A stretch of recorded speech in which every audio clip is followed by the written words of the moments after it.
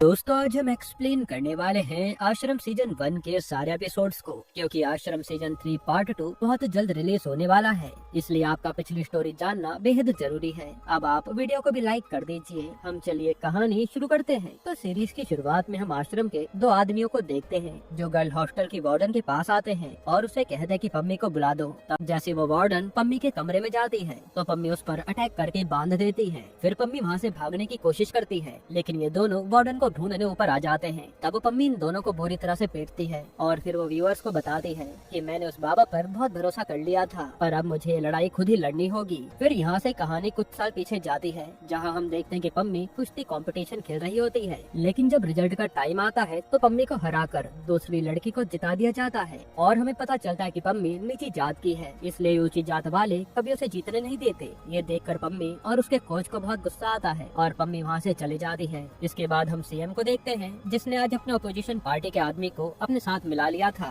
इधर पम्मी हारने के बाद रोते हुए अपने घर जाने लगती है और यहाँ उसका भाई शक्ति उसे संभाल रहा था। पम्मी कहती कि ये मैच जीतने से मैं नेशनल में खेल सकती थी, पर मेरा सपना ही ऊंची जाति वालों ने खराब कर दिया। जो सुनकर शक्ति को भी बहुत दुख होता है। इन दोनों की बातों से हम समझ पाते हैं कि पम्मी के भाई ने उसकी पढ़ाई और कुश्ती के लिए अपनी पढ़ाई छोड़ दी थी और वो घर संभालने लगा था। इसके बाद अगले दिन पम्मी के मोहल्ले में उसके पड़ोसी की बारात निकल रही होती है। तब यहाँ दूल्हे का दोस्त अक्के भी आया होता है, जो न्यूज रिपोर्टर है। उसी समय घोड़ी आती है, जो देखकर मोहल्ले वाले मना करने लगते हैं कि नहीं, दूल्हा घोड़ी पर बैठकर नहीं जाएगा, वरना वो बड़े मोहल्ले वाले बवाल कर देंगे। असल में बड़े मोहल्ले में ऊंची जाति के लोग रहते थे जो इन लोगों को दबा कर रखते थे। तब ये देख दूल्हे का दोस्त और पम्मी कहने लगते हैं कि हम उन बड़े मोहल्ले वालों से दबने वाले नहीं है। अब हमारा भाई घोड़ी पर ही जाएगा, वरना बारात नहीं जाएगी। जिस पर सब लोग मान जाते हैं कि ठीक है, थोड़ी दूर घोड़ी पर चल लो। पर बड़ा मोहल्ला आते ही घोड़ी से उतर जाना। फिर जैसे बड़ा मोहल्ला आता है तो दूल्हा घोड़ी से उतरने से ही मना कर देता है। ये देखकर बड़े मोहल्ले के लड़के उन्हें परेशान करने के लिए यहाँ के लड़के को छेड़ने लगते हैं और जैसे कोई लड़के रिएक्ट करती है तो वो लोग मार पिटाई शुरू कर देते हैं। जिसके बाद यहाँ भयानक लड़ाई शुरू हो जाती है और इसी लड़ाई में शक्ति के सर पर चोट आती है, जिससे वो बेहोश हो जाता है।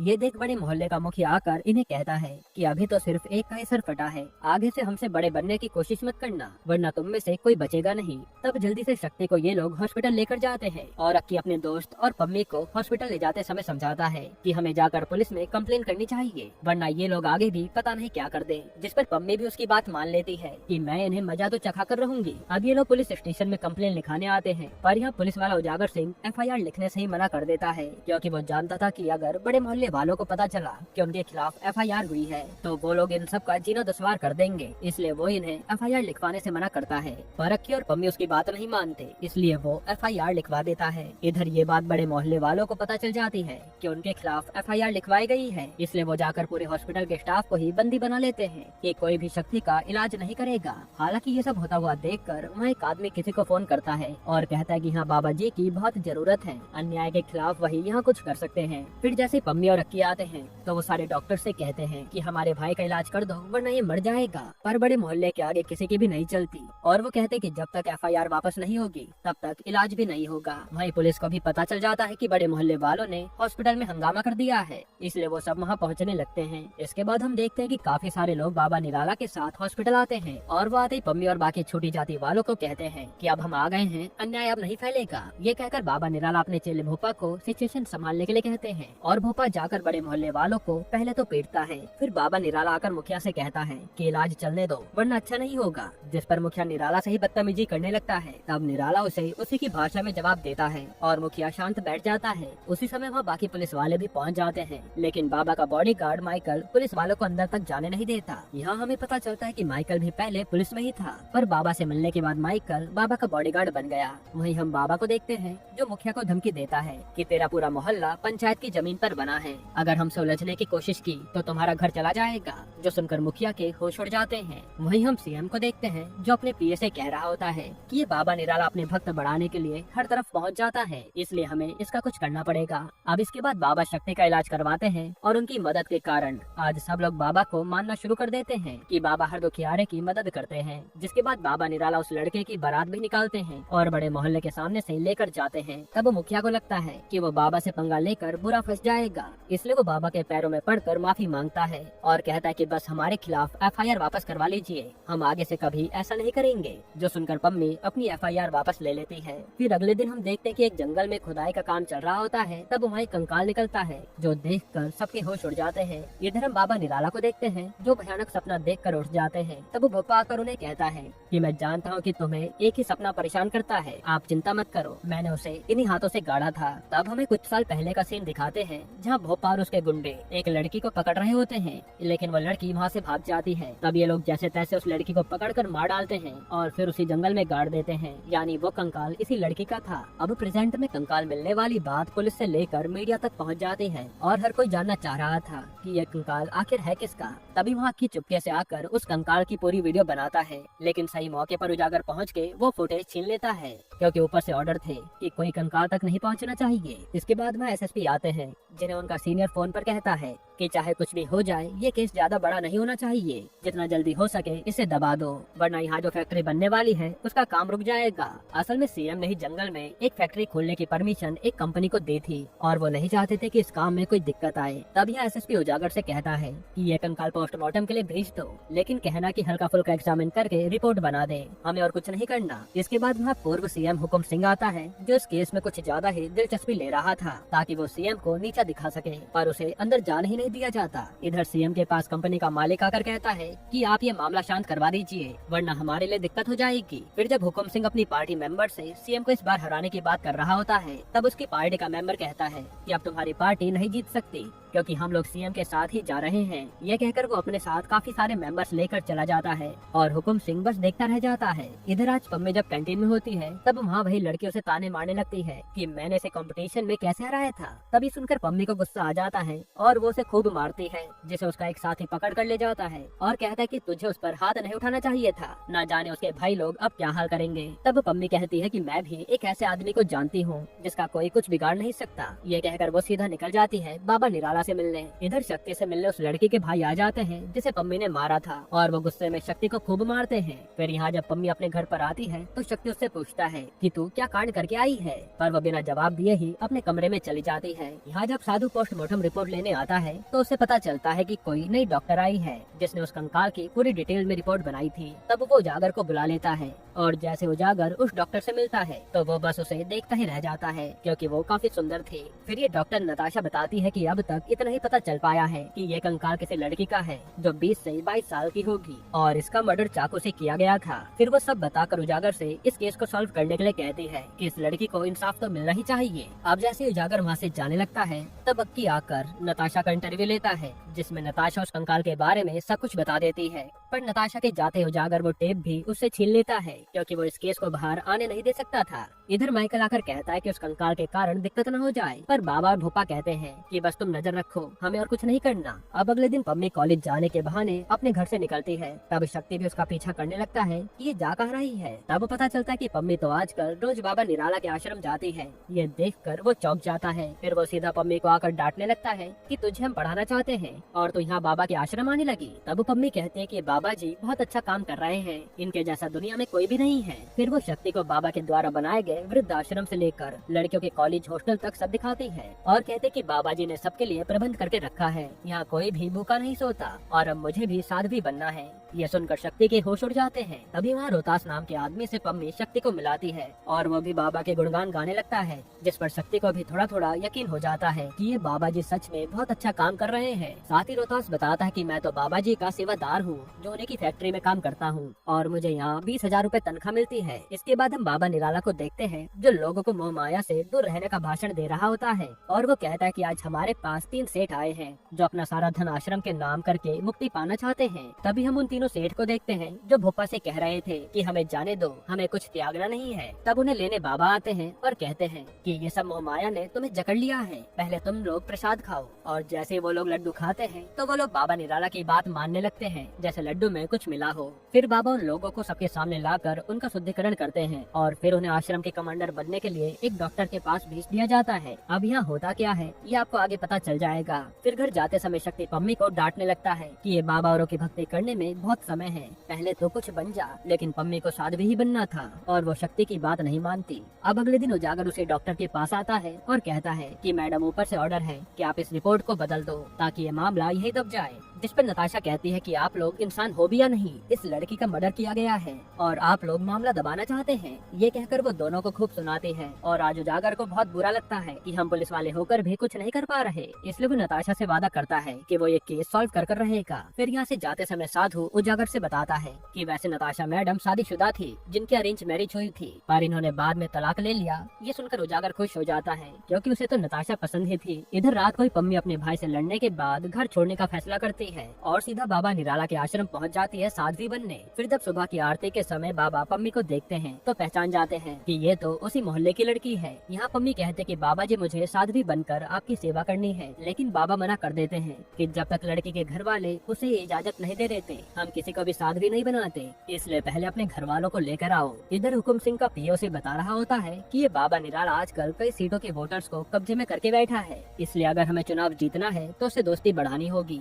जिसके बाद पीए सीधा भोपा से मीटिंग की बात करने पहुंच जाता है और कहता है कि हुकुम सिंह सीएम बनेंगे तो राज बाबा का ही चलेगा, बाकी आप सोच लो। ये सुनकर भोपा खुश हो जाता है और कहता है कि अगले हफ्ते हुकुम को लेकर आ जाना। यहाँ उस कंपनी का मालिक जो जंगल में फैक्ट्री बना रहा था वो सीएम से बताता है कि हमारा काम ही बंद करवा दिया है उस हुकुम सिंह ने। जिस पर सीएम कहता है कि हुकुम के पास इतनी पावर कहाँ से आई। तब पता चलता है कि हुकुम और बाबा की डील होने वाली है, जो सुनकर सीएम भी टेंशन में आ जाता है। फिर सीएम सीधा अपने साले को बाबा के पास भेज देता है उस फैक्ट्री के इनॉग्रेशन के लिए, ताकि बाबा का नाम जब फैक्ट्री से जुड़ेगा तो लोग शांत हो जाएंगे। तब बाबा भी यही सोचने लगता है। वहीं उजागर अब नताशा से दोस्ती बढ़ाने के लिए उसके पास घूमने लगता है और यहाँ से इनकी दोस्ती हो जाती है। फिर अगले दिन उजागर सीधा थाने आता है और मौका मिलते उस कंकाल से मिली पायल को निकाल लेता है ताकि वो उससे लड़की के बारे में खबर निकाल सके। इसके बाद उजागर उस ज्वेलरी पर लिखे नाम को पढ़कर सीधा उसी शॉप पर पहुंच जाता है और वहाँ के मालिक से पायल खरीदने वाले का नाम पूछता है। तब रिकॉर्ड चेक करने पर पता चलता है कि ये पायल रवि चोपड़ा नाम के आदमी ने खरीदी थी जो शबनम होटल का ऑनर है। ये जानकर उजागर को कुछ भी समझ नहीं आता कि ये रवि चोपड़ा का लड़के से क्या लेना देना है। फिर वो सीधा रवि चोपड़ा से पूछताछ करने पहुंच जाता है, लेकिन रवि कहता है कि मुझे कुछ भी याद नहीं है। तब उजागर के जाते रवि चोपड़ा सीधा भोपा को कॉल लगाता है पर वो उसका फोन ही नहीं उठाता। इधर आज भोपा सीधा सीएम के पास पहुंच जाता है और कहता है कि बाबा जी उद्घाटन पर नहीं आ पाएंगे क्योंकि उस दिन आश्रम में बड़ी पूजा है। ये कहकर वो चला जाता है। तब सीएम भी समझ जाता है कि बाबा भी सीएम के ट्रिक जान गया है, इसलिए वो उद्घाटन कैंसिल कर देता है। यहाँ आज उजागर अक्की को थाने बुलाता है और उसे उसकी टेप वापस करके कहता है कि अब ये न्यूज हर तरफ फैलने चाहिए क्योंकि ये केस काफी बड़ा है। फिर जब अक्की के न्यूज माइकल देखता है तो वो पुलिस वाले को कॉल करके कहता है कि इस रिपोर्टर का पता लगाओ, ये कुछ ज्यादा ही अंदर की खबर बता रहा है। इधर सीएम आज आईजी को बुलाते हैं और कहते हैं कि वो बाबा निराला तेजी से आगे बढ़ता जा रहा है, इसलिए हमें उसके खिलाफ पूरी जानकारी चाहिए कि वो है कौन, कहाँ से आया है, सब कुछ, ताकि हम उसे अपने नीचे दबा सके। इधर आज पम्मी अपने माँ बाप और भाई के साथ बाबा के पास आती है कि अब मुझे साध्वी बनना ही है, जिस पर बाबा मना कर देते हैं कि तू साध्वी नहीं बनेगी, तू पहले कुश्ती लड़ती थी तो आश्रम की तरफ से कुश्ती लड़ेगी और अच्छे से पढ़ाई भी करेगी।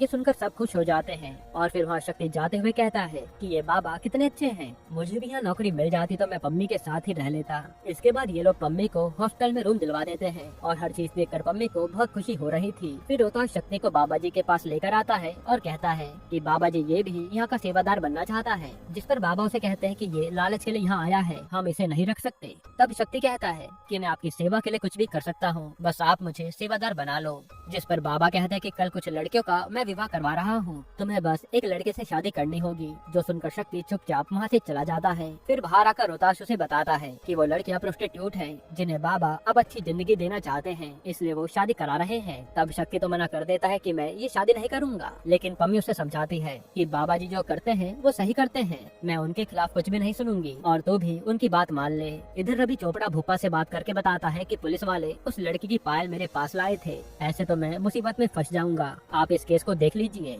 तब भूपा कहता है कि आपने पुलिस वालों को कुछ भी नहीं बताया, इसलिए मैं आपको एक जमीन तोहफे में देना चाहता हूँ, इसलिए आप बताए गए एड्रेस पर पहुँच जाना। जो सुनकर रवि चोपड़ा खुश हो जाता है। इधर एक सोहिनी नाम की लड़की टीवी पर अपनी बहन की पायल पहचान लेती है और हमें पता चलता कि ये दोनों जुड़वा बहन थी, जिसमें से एक को भूपा ने मारा था और ये लड़की पहले उसी रवि चोपड़ा के होटल में काम करती थी। अब यहाँ जब रवि चोपड़ा भूपा के बताए हुए एड्रेस पर पहुँचता है तो तो वहाँ आश्रम के 2 आदमी उसका वेट कर रहे थे, जो मौका मिलते रवि चोपड़ा की बंदूक से उसे मारकर वहाँ से चले जाते हैं। यानी भुप्पा ने अपना ये सबूत भी यहाँ से मिटा दिया था। इधर अक्की से सोहिनी मिलने आती है और बताती है कि जो कंकाल मिला है वो मेरी बहन मोहिनी का है, जो कि 2 साल पहले गायब हो गई थी। वहीं यहाँ रवि चोपड़ा की लाश के पास पुलिस वाले तहकीकात कर रहे होते हैं, लेकिन उजागर के साथ जो पुलिस वाला था वो बाबा से मिला हुआ था और वो कहता कि ये आत्महत्या है और कुछ नहीं। हालांकि उजागर को तो पूरा यकीन था कि एक मर्डर है। तभी उजागर पर अक्की का कॉल आता है कि उस लड़की की बहन मिली है। यह सुनकर उजागर खुश हो जाता है। फिर वो अगले दिन सोहिनी से आकर मिलता है, जो बताती है कि मैं अपनी बहन की मिसिंग रिपोर्ट लिखवाने पहले भी थाने गई थी, पर उसकी कंप्लेन किसी ने नहीं लिखी। और पता करने पर उजागर को साधु बताता है तो उस टाइम पर माइकल ही था जो थाना इंचार्ज था, जिसके बाद ही वो बाबा से कनेक्ट हो गया था और उनका बॉडीगार्ड बन गया। अब यह सारे कनेक्शन सीधा बाबा निराला के आश्रम से मिल रहे थे और ये भी पता चलता है कि पिछले कुछ सालों से 9 से 10 लड़कियां गायब हो चुकी हैं। फिर नताशा सोहिनी का ब्लड सैंपल लेती है उस कंकाल के डीएनए से मिलाने के लिए और फिर वो कहते कि सोहिनी अब से मेरे साथ ही रहेगी और आप सब जाइए केस को सॉल्व कीजिए। इसके बाद हम आईजी को देखते हैं, जो बाबा निराला के बारे में ही सारी जानकारी निकालने में बिजी था। तब वो सीधा बाबा निराला की पत्नी से जाकर मिलता है, जो बताती है कि बाबा एक ढोंगी है जिसका नाम मोंटी है और वो पहले बहुत गलत काम करता था, पर अब देखो बाबा बना बैठा है। फिर ये बात जैसे बाबा निराला को पता चलती है कि आईजी उसकी पत्नी से मिला था, तो वो भोपा से कहता है कि इस आईजी का कुछ करना पड़ेगा। इसके बाद हम रात में आईजी को देखते हैं, जिसे एक लड़की का कॉल आता है कि मैं बाबा निराला को एक्सपोज कर सकती हूँ, बस आप मुझसे मिलने होटल में आ जाइए। तब आईजी तुरंत उस लड़के से मिलने पहुँच जाता है और यहाँ वो लड़की बाबा निराला के बारे में बताते बताते आईजी को सेड्यूस करने लगती है। तब आईजी भी कंट्रोल नहीं कर पाता और यहाँ ये इंटीमेट हो जाता है। फिर हम देखते हैं कि ये तो बाबा की ही चाल थी, जिसने उसकी पूरी वीडियो बना ली थी। अब अगली सुबह बाबा आईजी को कॉल करके हड़काता है कि तुझे मेरे घर जाने के लिए किसने कहा था, अब तो अपनी वीडियो देख कहाँ कहाँ वायरल होती है। ये सुनकर आईजी बहुत डर जाता है और कहता है कि बाबा जी आप जैसा बोलोगे मैं वैसा करूँगा, बस मुझे बचा लो। इधर आज हुकुम सिंह बाबा से मिलने जा रहा होता है, जहाँ बाबा आज कई सारी लड़कियों की शादी करवा रहे होते हैं, जिसमें से एक लड़का शक्ति भी था। यहाँ शक्ति जब लड़की को देखता है तो उसे वो पसंद आ जाती है। हालांकि शक्ति जानता था कि वो एक प्रोस्टिट्यूट रह चुकी है, पर बाबा के आदेश के लिए वो शादी भी कर लेता है। वहीं हुकुम सिंह आकर बाबा के सेवक के रूप में लोगों के सामने आता है और यहाँ सब लड़कियों की शादी हो जाती है। इसके बाद हुकुम सिंह बाबा से आकर मिलता है और कहता है कि हमें आपसे केवल 20 सीट के वोट चाहिए, क्योंकि वहाँ के लोग आपके भक्त हैं। जिस पर भुप्पा कहता है कि एक सीट की कीमत 5 करोड़ रुपए है, जो सुनकर हुकुम मना कर देता है, इतने पैसे तो नहीं है मेरे पास और मैं आपको 3 करोड़ रुपए दे सकता हूँ पर सीट के। तब जैसे तैसे इनकी बात 3.5 करोड़ पर डन हो जाती है। फिर जब भोपा और बाबा साथ में होते हैं तो बाबा उसे कहता है कि हमारे भक्त सिर्फ बूढ़े लोग हैं, इसलिए हमें यूथ को भी अपना भक्त बनाना है। इसके बाद यहाँ शक्ति और उस लड़की बबीता की सुहाग रात होती है, जहाँ शक्ति शर्मा रहा था, पर फिर शक्ति हिम्मत करके उसके साथ इंटीमेट हो ही जाता है। यहाँ आज हुकुम सिंह से मिलने आईजी आता है और उसके पैरों में पड़कर कहता है कि मुझे बाबा से बचा लो, वो मेरी वीडियो हर जगह फैला देगा। जिस पर हुकुम सिंह कहता है कि वो जंगल में बनने वाली कंपनी और सीएम के बीच में जो भी डील हुई है उसकी फाइल ला कर दे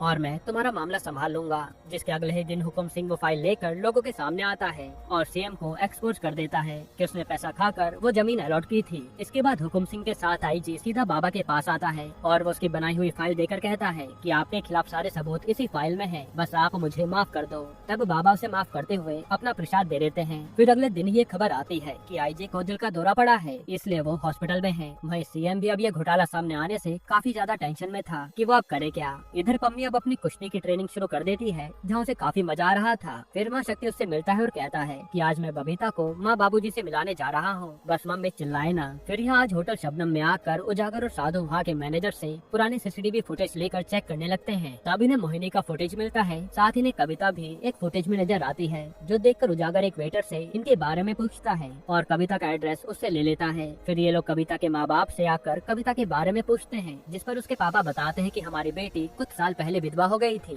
पर जब से वो आश्रम गई है तब से वो खुश है। तब उजागर उन्हें कविता से बात कराने को कहता है। फिर जब ये लोग आश्रम में कविता से बात करते हैं तो उजागर उससे मोहिनी के बारे में पूछने लगता है, लेकिन कविता डर के मारे कुछ भी नहीं बता पाती और वो कहते कि मुझे आश्रम से घर आना है। पर ये सुनते उसके पिता फोन काट देते हैं। फिर वो उजागर को अपने घर से जाने के लिए भी कह देते हैं। वहीं कविता के घर जाने वाली बात यहाँ एक बड़ी साध्वी सुन लेती है और वो गुस्से में कविता को एक कारागार में डाल देती है सजा के तौर पर। इधर बबीता को शक्ति के साथ देखते उसकी माँ भड़क जाती है और यहाँ माँ और बेटे में काफी बहस होती है, लेकिन शक्ति के पापा बात को संभाल लेते हैं। वहीं रात को उजागर नताशा से मिलने आता है और वो उसे बताने लगता है कि वो कविता आश्रम में रहना नहीं चाहती, लेकिन उसके माँ बाप को उसकी कोई फिक्र ही नहीं है। और पता करने पर ये सामने आया है कि कविता के पिता की शुगर फैक्ट्री है, जिसमें आश्रम उनका सबसे बड़ा क्लाइंट है, इसलिए वो शायद आश्रम से पंगा लेना नहीं चाहते। फिर अगले दिन उजागर सीधा कविता से मिलने आश्रम पहुंच जाता है, लेकिन माइकल उसे अंदर तक जाने नहीं देता। इधर कविता एक गार्ड के पैरों में पड़कर अपने आप को जेल से आजाद करवा लेती है और फिर वो मौका मिलते ही वहाँ से सीधा एक लोड हो रही गाड़ी में बैठकर वहाँ से निकल जाती है। तब जैसे ये बात बड़ी सादरी को पता चलती है,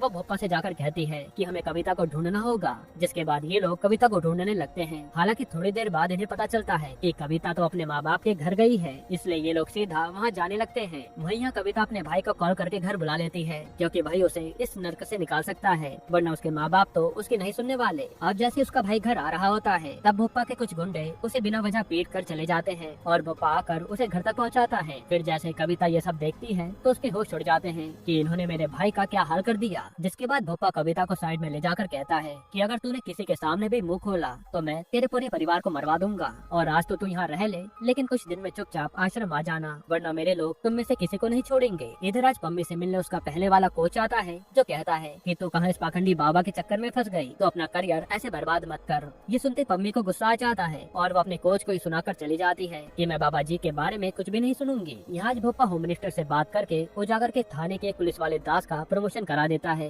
ताकि आगे कोई भी लड़की वाला मैटर अटके तो वो उनकी मदद कर सके। अब जैसे ये बात उजागर को पता चलती है कि उसके साथ वाले दास का प्रमोशन हो गया है, तो उसे बहुत गुस्सा आता है कि अब इन्वेस्टिगेशन में काफी टांग अड़ाएगा। इसके बाद उजागर बार में जाकर खूब शराब पीता है, क्योंकि उसके साथ वालों का सबका प्रमोशन हो रहा था, लेकिन सिवाय उजागर के, क्योंकि उजागर एक ईमानदार ऑफिसर था। तब वहाँ साधु से बात करके नताशा भी आ जाती है और उजागर को अपने घर लाकर सुला देती है। फिर अगले दिन उजागर को उसके सीनियर बुलाकर डांटने लगते हैं, क्योंकि उन्हें पता चल गया था कि उजागर इस केस की कुछ ज्यादा ही अच्छे से इन्वेस्टिगेशन कर रहा है, इसलिए वो उजागर को आखिरी वार्निंग देकर छोड़ देते हैं। फिर जब उजागर हॉस्पिटल में नताशा के पास होता है तो वो कहता है कि मैं इस नौकरी को छोड़ना चाहता हूँ, क्योंकि ये सारे लोग बिके हुए हैं। जिस पर नताशा उजागर को हिम्मत देती है कि इतनी आसानी से हार मत मान लो, तुम्हारे भरोसे तो सोहिनी बैठी है कि तुम उसे इंसाफ दिलाओगे। जो सुनकर उजागर भी मान जाता है। फिर वो अक्की से कहता है कि जाओ सोहिनी को नताशा के घर पर छोड़ाओ। वहीं हम देखते हैं कि अक्की पर माइकल के लोगों ने नजर रखी थी और उन्हें सोहिनी का भी पता चल जाता है। इसके बाद रात के समय हम देखते हैं कि एकदम से नताशा के घर पर कुछ लोग फायरिंग करने लगते हैं। तब मौके पर अक्की पहुंचकर उन्हें बचाता है, साथ ही वो उजागर को भी बुला लेता है। तब उजागर मौके पर पहुंचकर उन लोगों को मारता है और फिर यहाँ सही समय पर अक्की सोहिनी को लेकर अपने गाँव चला जाता है, क्योंकि उसे पता था कि ये लोग सोहिनी को मारने जरूर आएंगे। इसके बाद यहाँ दास आता है कि हम आए हैं आप लोगों को बचाने के लिए। तब इसी बात पर उजागर की उससे बहस होने लगती है। तब साधु आकर बात को संभालता है। फिर जब नताशा और उजागर साथ में बैठे होते हैं तो बात हुई बातों के दौरान वो दोनों करीब आ जाते हैं, जिसके बाद आज ये इंटीमेट भी होते हैं। इधर आज आश्रम के लोग कविता को ले जाने आते हैं और अपने परिवार की खातिर कविता चुपचाप उनके साथ चली जाती है। फिर आश्रम में आते ही वहाँ की वार्डन पहले तो कविता को भागने के लिए खूब मारती है, फिर वो उसे सफाई के काम में लगा देती है सजा के तौर पर। वहीं हम बोप्पा के आदमी सन्नी को देखते हैं, जो हॉस्टल की शांत से रहने वाली लड़की से बातें करने की कोशिश करता है और हम समझ पाते हैं कि ये लड़की डर के मारे किसी से भी बात नहीं करती। इधर हम बाबा और भोप्पा को देखते हैं, जहाँ निराला कहता है कि अब हमें एक यूथ स्टार चाहिए जो यूथ को हमारा भक्त बना देगा। फिर वो एक रैपर टिक्का सिंह की म्यूजिक वीडियो दिखाता है और कहता है कि हमें इसे अपने साथ जोड़ना है ताकि यूथ हमसे जुड़ जाए। तब भोप्पा अगले दिन टिक्का सिंह को अपने आश्रम के साथ मिलाने जाता है, लेकिन वहाँ तो टिक्का काफी नशे में होने के कारण भोप्पा को ही गालियाँ सुनाता है और बाबा को भी भला बुरा कहता है। ये देखकर भोप्पा को काफी गुस्सा आता है और फिर अगले ही सुबह नार्कोटिक्स वाले टिक्का सिंह के होटल में रेड मार देते हैं, जो देखकर टिक्का का सारा नशा उतर जाता है और इससे टिक्का को जेल भी हो जाती है। यहाँ टिक्का का मैनेजर भी काफी कोशिश करता है उसे बचाने की, लेकिन इसका कुछ भी फायदा नहीं होता। जिसके बाद हम जेल में देखते हैं कि टिक्का को बाबा के कुछ भक्त बहुत ही बुरी तरह मारते हैं, क्योंकि उसने भोपा और बाबा की काफी बेइज्जती करी थी। जिसके थोड़ी देर बाद बाबा निराला आते हैं और टिक्का उनके पैरों में गिर जाता है कि कैसे भी करके आप मुझे बचा लीजिए, मैं आपका भक्त बनकर रहना चाहता हूँ। तब बाबा भी उसे जेल से निकलवा देता है और टिक्का अगले दिन ग्रैंड एंट्री के साथ आश्रम आता है और मीडिया के सामने अनाउंस कर देता है कि मैं आज से बाबा निराला का भक्त हूँ। वही पम्मी भी बाबा निराला से मिलने आती है और उसके साथ बबीता भी थी। तब बाबा की नजर उस पे पड़ती है और वो उसे देखता ही रह जाता है, यानी निराला को बबीता पसंद आ गई थी। इसके बाद रात के समय जब शक्ति अपनी बेबी के साथ होता है तभी उसे बाबा के लोग लेने आते हैं, तो शक्ति चुपचाप चला जाता है। फिर वहाँ बाबा उसे कहते हैं कि तेरे काम की हर कोई तारीफ कर रहा है, इसलिए हम तेरा प्रमोशन कर रहे हैं, तुझे यहाँ से बॉर्डर के पास वाली फैक्ट्री को संभालना है और तेरी सैलरी 40,000 होगी। जो सुनकर शक्ति खुश हो जाता है। फिर जब वो कहता है कि मैं अपनी बेबी के साथ कल चला जाऊंगा, तो बाबा उसे समझाता है कि ये पत्नी वगैरह सब मोह माया है, तुम्हें जन कल्याण के लिए काम करना है और अगर तुम चाहते हैं कि तुम मेरे खास आदमी बन जाओ, जिसे सब लोग कमांडर कहते हैं, तो तुम्हें अपना शुद्धिकरण करवाना होगा। जिस पर शक्ति तुरंत मान जाता है। तब यहाँ शक्ति का शुद्धिकरण चालू होता है और फिर उसे सीधा डॉक्टर के पास पहुँचा देते हैं। अब शक्ति कोई सवाल पूछ पाता कि ये क्या हो रहा है, उससे पहले शक्ति को बेहोश करके ऑपरेशन कर दिया जाता है। इसके अगली सुबह जब शक्ति रूम पर नहीं आता तो बबीता सीधा पम्मी के साथ उसे ढूंढने निकल जाती है और पता चलता है कि शक्ति तो हॉस्पिटल में है।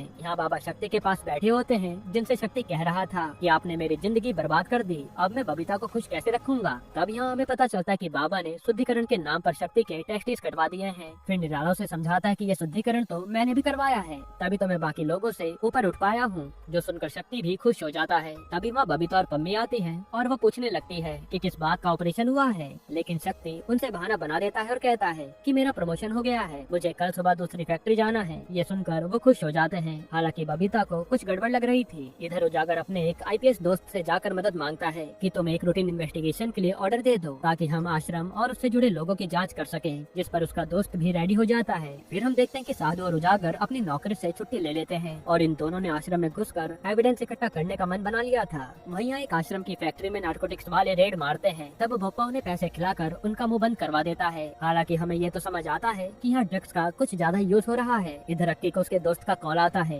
कि यहाँ सोहिनी को रखना सेफ नहीं है, इसलिए इसे यहाँ से कहीं और ले जाना होगा। तब अक्की रात को प्लान बनाता है ताकि वो किसी की नजर में न आए। हालांकि अक्की पर भोपा के दो गुंडे हर समय नजर रखे हुए थे। इधर नताशा उजागर और साधु को ड्रग्स की दवाइयाँ दे देती है ताकि ये दोनों नशा मुक्ति केंद्र के जरिए आश्रम में एंट्री कर पाएं। पर उसी समय उजागर पर अक्की का कॉल आता है कि हमें सोहिनी को मेरे गांव से भी निकालना पड़ेगा, क्योंकि उसकी फोटो कुछ गुंडे लेकर अपने साथ घूम रहे हैं। तब उजागर अक्की के साथ मिलकर एम्बुलेंस की मदद से सोहिनी को वहाँ से बाहर निकालता है और अक्की उसे लेकर कहीं दूर चला जाता है ताकि सोहिनी सेफ रहे। फिर उजागर और साधु आकर वो ड्रग्स ले लेते हैं। वहीं आज रात बबीता शक्ति के करीब जाने लगती है, लेकिन शक्ति मना कर देता है। तभी बबीता को महसूस होता है कि शक्ति के टेस्टिस नहीं है और बबीता इसका कारण पूछती है, जिस पर शक्ति कहता है कि कुछ दिक्कत हो गई थी, इसलिए वो हटाने पड़े। हालांकि बबीता समझ जाती है कि ये सब उसी बाबा ने करवाया होगा। तब वो बाबा को गालियाँ देने लगती है, लेकिन उल्टा शक्ति तो बबीता को ही सुनाने लगता है कि तेरी जिंदगी उसी बाबा ने सुधारी है। जिस पर बबीता रिवील करती है कि मैं तो धंधा करती थी और इसी बाबा ने रेड पड़वा कर हमें जबरदस्ती शादी करने के लिए मजबूर किया,